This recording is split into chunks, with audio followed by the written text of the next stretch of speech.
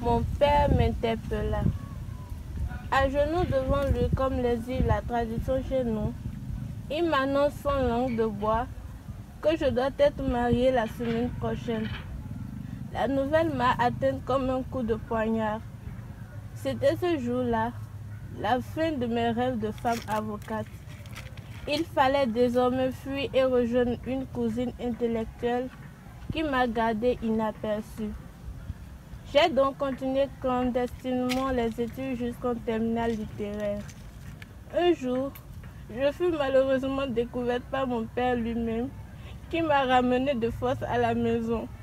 Ainsi reprit mon enfer.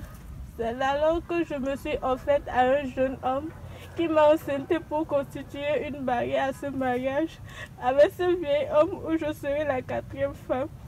Aujourd'hui, je ne suis plus en odeur de sainteté avec ma famille. Je vis sans amour. Mes rêves sont terminés. Je ne vis plus. Jésus seulement car je suis perdue. C'est pathétique, c'est triste tout simplement. Et elle n'est pas la seule, elle n'est pas la première, peut-être qu'elle ne sera pas la dernière malgré ce combat-là. Vous voyez cette femme, elle est perdue. Elle a perdu Je me demande aujourd'hui à quoi elle pense en fait. Elle n'a plus l'estime de soi, elle n'a plus confiance en elle, elle ne croit plus en l'avenir, tout simplement parce qu'un père a décidé de tout foutre en l'air. En fait, le père a considéré que la fille, c'est sa chose, tout simplement.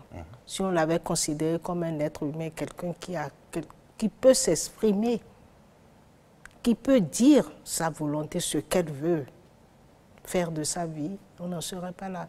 C'est d'ailleurs pour ça, moi, je dis, nous avons de très bons tests au Bénin. Ce sont des tests qu'il faut connaître. Parce qu'aujourd'hui, la loi permet aux enfants de s'exprimer. Dans toutes les questions les concernant, leur avis doit être demandé.